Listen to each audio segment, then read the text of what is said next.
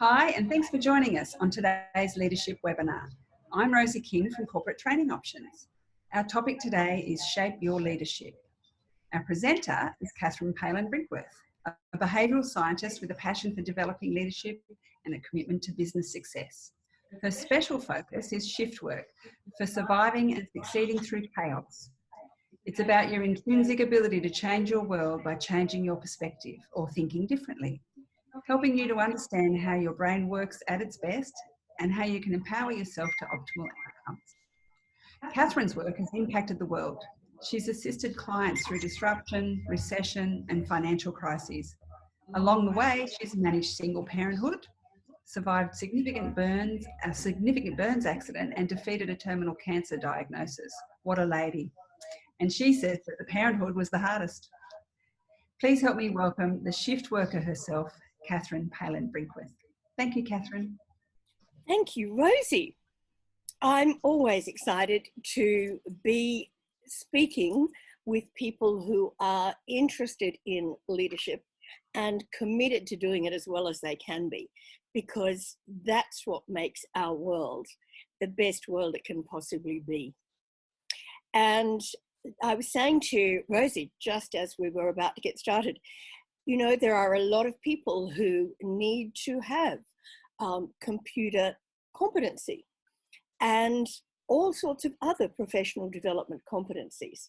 And a lot of people don't think they need leadership competencies unless they're in a particularly anointed or appointed position. And Catherine's theory, for what it's worth, is that for the world to be the best place, the world we want it to be, then everyone has to get involved in leadership somehow, even if it's only supporting them. So thank you to those who are with us today, and thank you to those who will be watching later on the recording, which I know Corporate Training Options are providing for you. Gosh, they're good. So yes, as Rosie says, I'm going to be speaking to you today about leadership.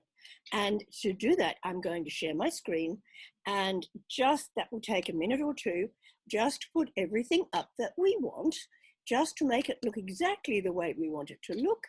And there we are. And so, I love it when I can't see slideshow, but there it is right away, play from start. Woohoo! Okay, so Rosie said to me the other day, I can't wait to find out what you mean by leader shift. And I think because it's right up there on the opening slide, I need to perhaps explain so that you will listen and not keep thinking, why does she call it leadership? Well, the reason is this. Leadership is a noun, yes? And I think it implies as a noun that it just sits there. And you and I know right now, and I actually started developing this content towards the end of last year because I could feel it coming, that we know we're in the middle of a massive shift in our world.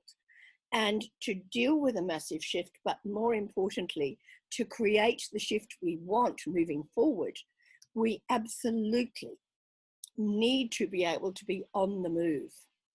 And that's why I indulged myself with a photograph of my precious little black princess, my car. So let me go on and share perhaps a little bit more, because I know time is tight and I want to make the absolute most of it. I love to think about what makes outstanding leadership, because I'm often asked to come into organizations and create it, or come along and talk about it and see if we can stimulate and help people to achieve it. And for me, outstanding leadership happens when people create effective change that everyone is engaged in, you know, and you can feel it. It's like, wow, yeah, we're not quite sure how this is going to work out.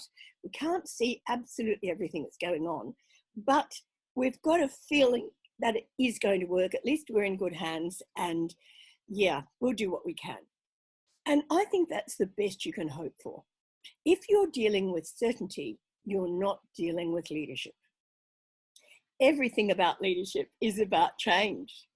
We know that leadership is about the horizon, and management is about the bottom line, and it needs to be. And therefore, if we are going towards the horizon, we are going to be dealing with uncertainty. We're going to be out of control.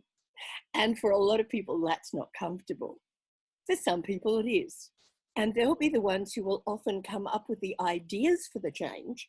And then they will bring in great managers who can make sure that everything is dotted and crossed and that it's going to work.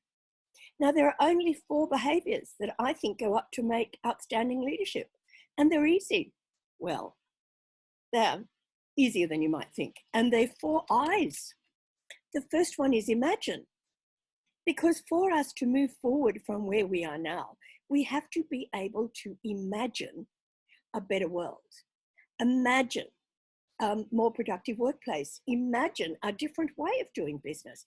Imagine some kind of system or facility or resource that will enable us to do what we do, but even better and faster and easier. We have to imagine. Now, not everybody can, but when you can, it's wonderful. Now, I don't know about you, but a couple of weeks ago, I couldn't imagine anything.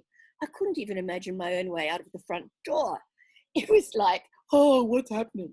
And we all felt blind. But as the weeks have gone by, we've become a little more comfortable, and we're beginning to believe that we are going to come out of this wonderful change opportunity that we have. And we're able to inspire people. Now, there's all sorts of different skills and abilities that come up when you think about inspiration. But as long as we're committed to it, we will usually find the way. If we can inspire people to be part of our imagined future, and we can influence them to take part in it and to come with us and to help us look for the best ways of doing things. Because I'm not the analytical, detailed planner, I'm more the creative and inspirer and pathway opener, I suppose. I love it when I've got someone to work with who says, have you thought of that? Have you thought of that? Why don't we make sure that that will be doable? Because to be effective, you've got to be able to implement. So those are my 4 I's. And when you're doing those things, you are shifting. And I love this photograph of the baby because, you know, my little grandson, who's 3 now, doesn't look like that, loves playing with his dad's phone. And I dare say he would love to get his hands on my laptop. I'm not game to find out. But that's how I feel sometimes when I'm learning new software. Thank goodness for corporate training options and their computer programs. I often feel, I don't know what I'm doing here, but I'm going to keep following the steps and finding out. I know I'm in shift and I know I'm working forwards. Now, many years ago, somebody gave me this formula for failure. And I didn't author it. It was a wonderful guy in Atlanta, Georgia, who came up with it. But I love it because I get totally bored with formulas for success. And I like this one much more because I can manage for it. People fail when they don't know what they're trying to achieve and why it matters. True? Of course. They'll fail if they don't know how to get there. And of course, they will never know how to get there if they are working in leadership because it hasn't been invented yet. And they have to keep looking for ways. And I was actually on an event this morning where the presenter said, records of the past are no longer welcome. And I went, whoa, that's a fact. We have to look forward and around ourselves for solutions rather than the past. We don't want to go back there. I love that we have unpolluted skies and unpolluted waters. We don't want to just do what we've done before, and we don't know how to get there. So we can keep looking. And the other reason we'll fail is when someone or something gets in the way. Now, 20 years ago, when I used to share this idea in our own organization, I would say to people, what gets in the way for you? And they would give me a list a mile long. Now, when I ask that question, the answer is always me. And that's correct. There will always be someone or something in our way, and the only thing we can do is keep looking for solutions. And the only person who will stop us from finding one is ourselves. And it's usually our ego, our defensiveness, our fear, our determination to just do what we've done before. and that ain't going to work. I'm also going to flash this at you because I don't have time to go into it. But I just want you to know that for many years now, I've been working with integrated business development, integrated meaning integrity, that everything connects to everything else. And my master's studies were in social ecology, which is interconnected environmental and human development. And here's what my business wheel looks like, and it couldn't look any other way. It starts with leadership. It doesn't matter whether your business, your organization is one person or 1 million people. It starts with leadership, and anything that doesn't work because there isn't sufficient leadership. And I've run a micro business for a long time now, and I can tell you all of my failures have been leadership failures. And there are 7 other components, but they all depend on leadership. So your current leadership role, I guarantee you, is not what it was. I heard the Prime Minister the other day say, we are now casting, because we can't forecast. We don't know what's going to happen. We can only nowcast. And somebody sent me this, and I wanted to share it with you because I think we need to remember this. Do you have any idea how many lives you've already touched? Do you have any idea how much you've already accomplished?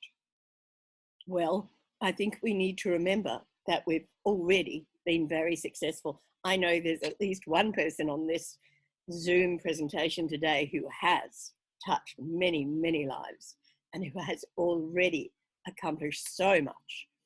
And good on you, Rosie. So our new leadership role will be purpose driven. We need to keep reminding ourselves, what am I trying to achieve here and why? We need to be looking and measuring our output. Are we doing enough to discover how and what's going to work? And how many followers do we have? That's the only way we know if we're satisfactory leaders, is by the level of our followership. And if there's not a lot, then we're not leading as well as we could. So not a problem, just keep getting better. And I wonder, because I love this photograph of 2 little people, who's in your team and how well are you cuddling them? Not physically, metaphorically. Who's in your team? You'll have professional support around you, of course you will. You'll have marketing and finance and legal and research and admin, etc. And you may have outsourced providers. And you probably will have management team members who ideally will be communicating with you to hold you firmly in the role that you have, and you'll be holding them philosophically. And you'll have colleagues sharing with you, I hope. I know in the professional speaker community, we have so much of that. And we have us, we have each other, we have everyone that's on this call. Here are my 3 unchanging leadership theories, rules. Well, they're not rules, they're theories. They're all about people. And the first one is this: people can only ever perform up to their level of belief in themselves. Ain't that the truth? You're going to have a lot of people around you who will not believe in themselves anymore, who will have lost their self-confidence and their faith. All you can ever do is help them, remind them of what they've been able to achieve. Maybe use the picture I shared with you. I'm happy to send it to you if you'd like it. So if you would lift their performance, lift their belief. None of us really knows what's going to happen next. We can all help each other find out. Here's my second theory about unchanging leadership. People will always perform for their reasons, not yours. Duh. That one struck me about 20 years ago, trying to get my son to do things, I think. He and everyone I've ever led will only ever perform for their reasons, not mine. And the reason I use this beautiful, loved baby picture is because we all turn into little babies when people threaten us and we go, I don't want to do what I don't know how to do. Of course you can. I'll be there for you. Now, why do you want to do this? Oh, good, I'll help you. And I know Corporate Training Options does that really well. And here's the third one. People are powerful. at any given moment. Every person has the power to choose. And yes, they will pretend they don't. And they will go, I don't know what to do. I'm helpless, I'm powerless.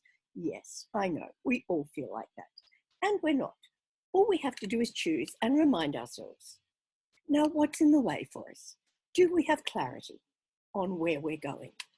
Do we have a strong purpose that's bigger than us and bigger than our fears? Do we have a belief that that's possible? Of course we do. So I wonder, when you look at that glorious photograph of a breaching whale, and I live on the Gold Coast and I look out my window right now and I get to see ocean. And I know in a few weeks, there'll be the whales going past and I'll see the breaches and the breaths, and it'll be amazing. And the feeling that comes into me when I look at that photograph and when I see them out there is this incredible shift in energy. I feel, wow, that is amazing. And that's the shift that every one of us is called upon to think through and share. We can do this. We can do it very well. It doesn't matter how big or heavy we are, we can throw ourselves out of our ocean. And we can create the change we want in the world. We can be the change we want to see, as Gandhi urged us to do all those decades ago. In your shift, you will need stamina. So stay well and healthy. Mental, emotional, physical stamina. You will need humility. You won't be allowed to be defensive. Just say, I don't know, and get on with it. I want to find out. The I is influencing. You need to bring about a shift. I'm going to jump over the F in a minute. I rather like the way that word looks when the F is forgotten. The T is trustworthiness. We need that to be a shift worker. And just going back now, the F, the golden word, is fearlessness. There is no room for it. We have to keep moving. So will you? Will you join the leaders team, the leaders who are creating the shift and who will be there supporting everybody else in their shift work? I know Rosie King will be, and I look forward to sharing that shift. Over to you, Rosie. I know we actually talked about some questions, but somehow I always manage to talk underwater with my mouth taped, no matter how well I've rehearsed it. So I just need to hand back to you now. And if anyone has any questions, they can contact me via you, or they can find me on Facebook or anywhere else they want to look. Thank you, Catherine. That was a really inspiring presentation. And I know I did personally get a lot out of it, and I'm sure everyone who has attended today has as well. So thank you everyone for joining us. We look forward to seeing you on our next leadership webinar in 2 weeks' time. Have a lovely day. Thank you very much. Thank you, Rosie.